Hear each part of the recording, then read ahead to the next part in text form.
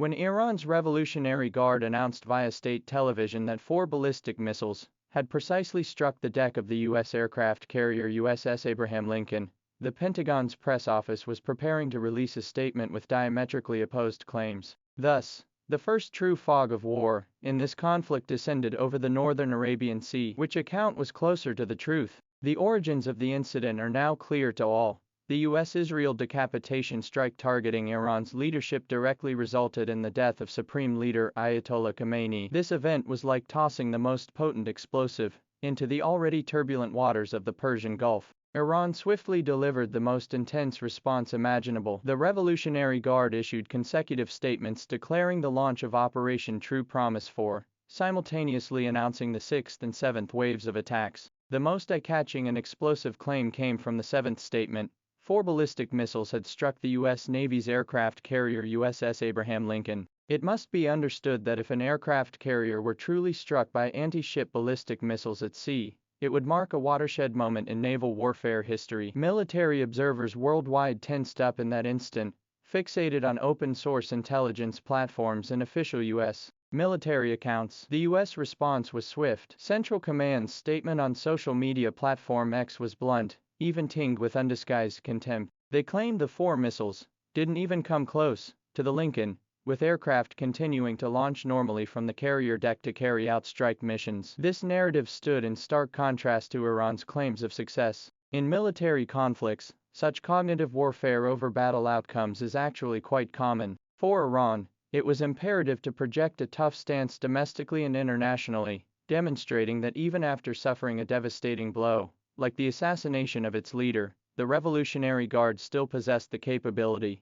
and resolve to make Americans pay for their actions. For the U.S. military, preserving the myth of its naval assets' inviolability was paramount. If the impression of an aircraft carrier being hit were confirmed, it would create an irreversible crack in America's deterrence posture across the Middle East. Beyond the propaganda battle between the two sides, we should focus more on the specific combat casualties that have been confirmed by multiple sources. While both sides were locked in a back-and-forth over whether the carrier had been hit, U.S. Central Command acknowledged casualties in a separate statement. As of 9:30 a.m. Eastern Time on March the 1st, 3 U.S. service members had been killed, and 5 others seriously wounded in military operations against Iran. Additionally, several soldiers suffered minor shrapnel wounds and concussions. After receiving treatment, they are currently undergoing the process of returning to duty. This marks the first official announcement of combat casualties by the U.S. military since the outbreak of this large-scale conflict. The statement was deliberately restrained,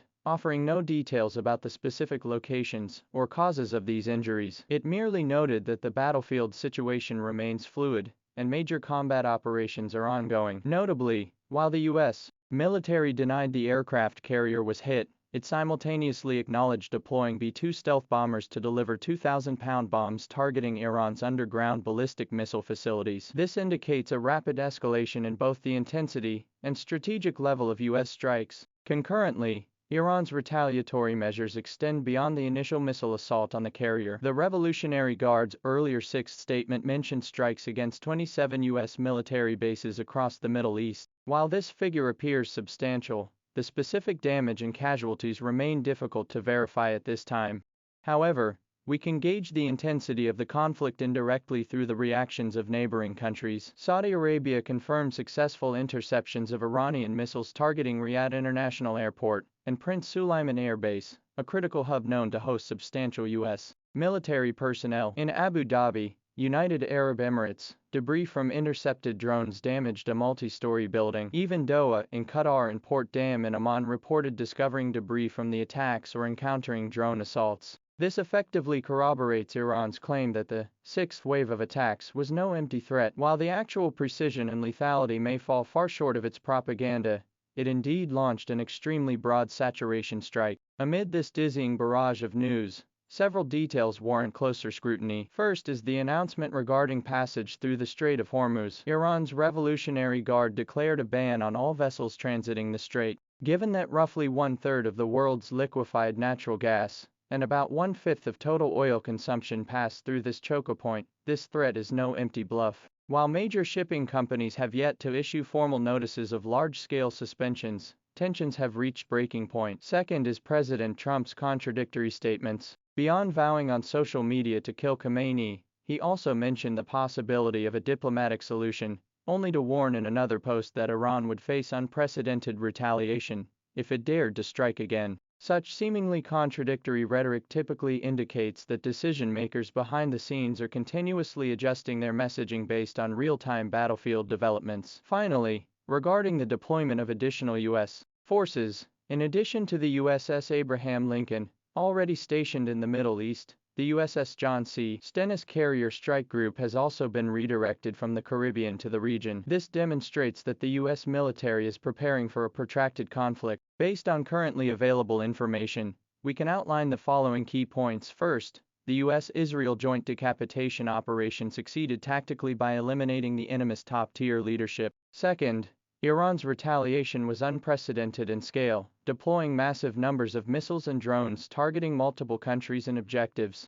However, there exists a significant divergence in perceptions regarding the actual damage inflicted, particularly concerning the critical point of whether the aircraft carrier was struck, a claim the U.S. has firmly denied. Third, the U.S. military has reported confirmed combat fatalities, indicating that ground engagements or base strikes have indeed caused irreversible personnel losses. The conflict has already resulted in tangible bloodshed. Future observations may focus on several key areas. Will Iran experience temporary dysfunction in its command structure following the supreme leader's demise, or will it instead galvanize greater unity and intensify frontline attacks? Given the deployment of U.S. B-2 bombers, will subsequent strikes expand beyond military installations to target Iran's core nuclear facilities or oil export infrastructure? Regarding Israel, after claiming to have killed 40 Iranian commanders, its territory has faced sustained missile attacks. The sirens sounding in cities like Tel Aviv will directly influence the Israeli cabinet's assessment of the war scale. The current situation resembles a massive powder keg,